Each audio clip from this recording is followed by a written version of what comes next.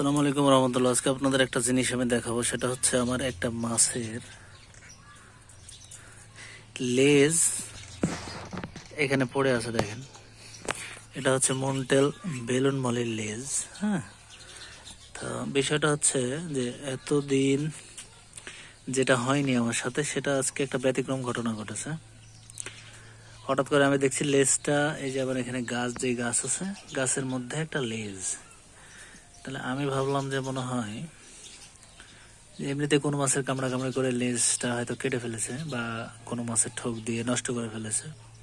তো পরবর্তীতে আমি মাছটা ধরতে গিয়ে দেখছি যে শুধু লেজটাই পড়ে আছে। এই যে লেজটাই পড়ে আছে। পরবর্তীতে সন্দেহ হলো তাহলে মাছটা কই। আমি এই গাছ টাছগুলো সরিয়ে মাছগুলোটা খোঁজার চেষ্টা করলাম। তো পরে দেখছি মাছটা, এই যে দেখেন এখানে, হ্যাঁ, লেজ বাদে কিন্তু ঘোরাঘুরি করছে। তো বিষয়টা আমি বুঝতে পারলাম না। পরবর্তীতে মাছটাকে আমি ধরলাম হাতে। দেখেন,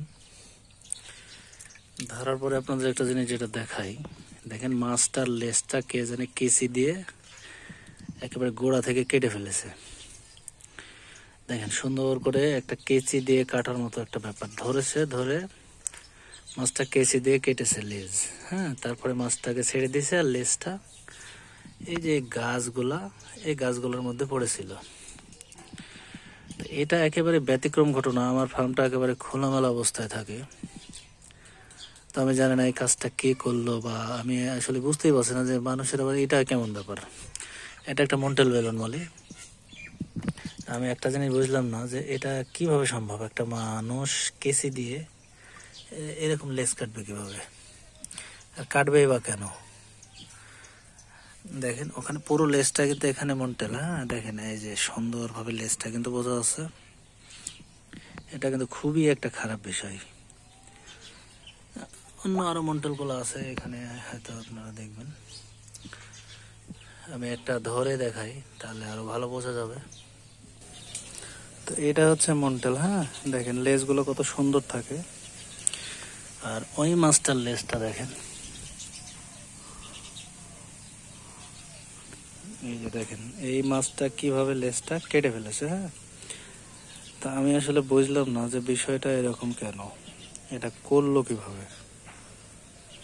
এটা খুবই একটা খারাপ বিষয় হয়েছে মাছটার সাথে। আমি জানি না লেজগুলো আর বাড়বে কিনা, না এভাবে মাছটাকে জীবন পার করতে হবে। তো শত্রুতা এটা কি ধরনের, এটা আমি বুঝলাম না। এটা আমার সাথে শত্রুতা না মাছের সাথে। তো খুবই একটা খারাপ বিষয় ঘটেছে। আমার হাউসগুলো একেবারে খোলামেলা অবস্থায় থাকে। এটা বাড়ি থেকে বাইরে একেবারে খোলা অবস্থায় থাকে। তো যে কেউ যখন তখন এসে ঢুকতে বাড়াতে এরকম পারে। অনেকজন এসে মাঝে মাঝে এসে খাবারও দিয়ে দেয় একটু বেশি করে। তো মাঝে মাঝে আমি সবসময় যেহেতু বাড়িতে থাকি না, সবসময় দেখা সম্ভব হয় না। তো দেখেন এই হাউসে আমার অনেক মন্টাল বেলুন মলে আছে। এগুলো আমি ছাদে নিয়ে চলে যাবো অল্প কিছুদিনের মধ্যে।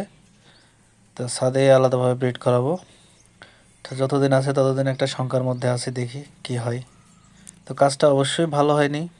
আপনারা যারা দেখলেন তারা অবশ্যই বুঝতেই পারছেন যে এটা খুবই একটা খারাপ কাজ ঘটেছে।